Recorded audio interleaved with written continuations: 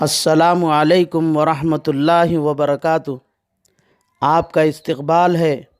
غوث شیخ T V YouTube channel میں۔ آپ حضرات کی خدمت میں ایک درخواست ہے کہ جو لوگ ابھی تک ہمارے اس چینل کو سبسکرائب نہیں کیے تو اسلامی معلومات، اصلاحی بیانات اور دینی مسائل کے جاننے کے لیے سب سے پہلے ہمارے اس چینل کو سبسکرائب کریں اور ثواب کی نیت سے دوسروں کو شیئر کرے اور ہماری ہمت افزائی کے لیے لائک اور کامنٹ ضرور کرے۔ جانے مسائل دو علماء سے پوچھے، یہ حکم مبین ہم کو رب سے ملا ہے،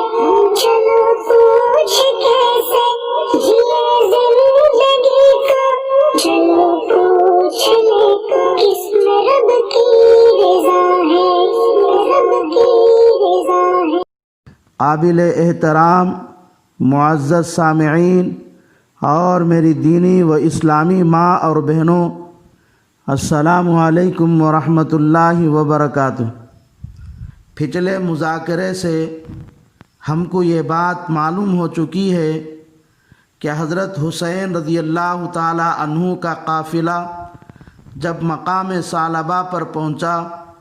تو حضرت حسین رضی اللہ تعالی عنہ کو معلوم ہوا کہ مسلم بن عقیل رضی اللہ تعالی عنہ کوفہ میں شہید کر دیے گئے، تو قافلہ والوں میں تھوڑی سی بے چینی پیدا ہو گئی، اس لیے واپس جانے کا ارادہ ہو رہا تھا، لیکن حضرت مسلم بن عقیل رضی اللہ تعالی عنہ کے بیٹوں نے یہ کہہ کر ہمت دلائی کہ حضرت حسین رضی اللہ تعالی عنہ حضرت مسلم کی طرح نہیں ہیں، بلکہ جیسے ہی کوفہ والے حضرت حسین رضی اللہ تعالی عنہ کو کوفہ میں داخل ہوتے ہوئے دیکھ لیں گے تو کوفے والے حضرت حسین رضی اللہ تعالی عنہ کے ساتھ ہو جائیں گے۔ جب یہ قافلہ آگے بڑھا تو دوسرے قبیلے کے لوگ دھیرے دھیرے قافلے سے الگ ہوتے گئے، یہاں تک کہ اس قافلے میں صرف 70 یا 80 یا 250 لوگ باقی رہ گئے۔ دوسری طرف چونکہ عبید اللہ ابن زیاد کو یزید نے خط کے ذریعے یہ پیغام بھیجا تھا کہ راستوں میں ہر طرف فوجی متعین کرے تاکہ حضرت حسین کوفہ میں داخل نہ ہو بلکہ ان کو قید کر کے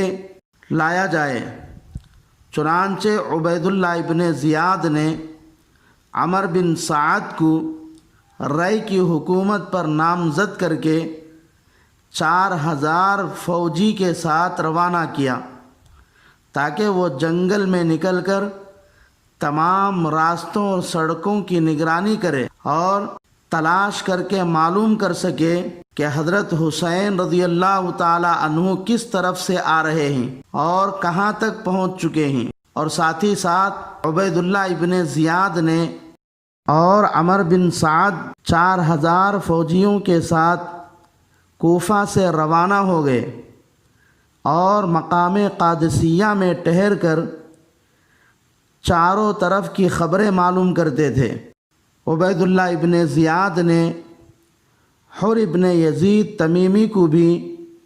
1000 فوج کے ساتھ اسی کام کے لیے روانہ فرمایا۔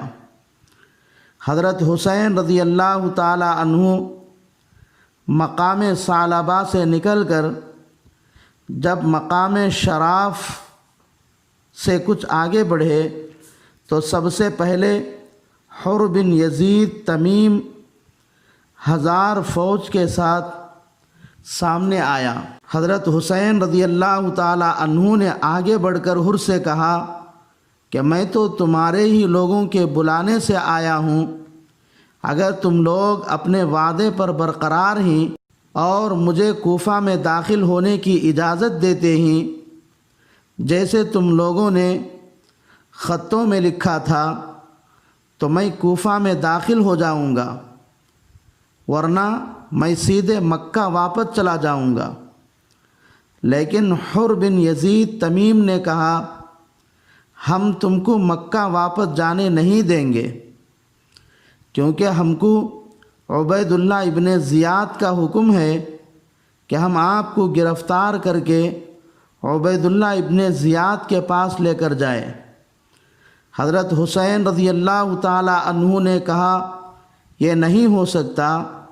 کیونکہ عبید اللہ ابن زیاد کے پاس قید ہو کر جانا ذلت اور رسوائی کی بات ہے جو مجھے برداشت نہیں ہو سکے گی۔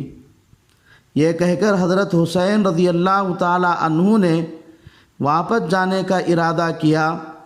تو حر بن یزید نے روک دیا۔ اس لیے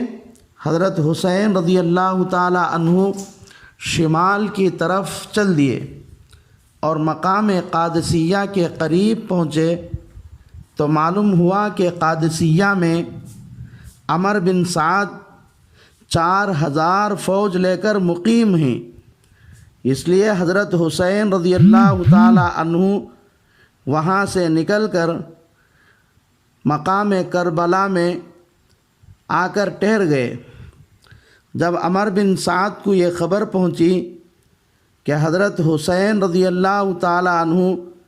مقام کربلا میں مقیم ہیں، تو وہ اپنے فوج کے ساتھ دوسرے ہی دن کربلا کے قریب پہنچ گئے اور خود اپنی فوج سے الگ ہو کر حضرت حسین رضی اللہ تعالی عنہ کے پاس ملاقات کے لیے آئے اور حضرت حسین رضی اللہ تعالی عنہ کو بلایا۔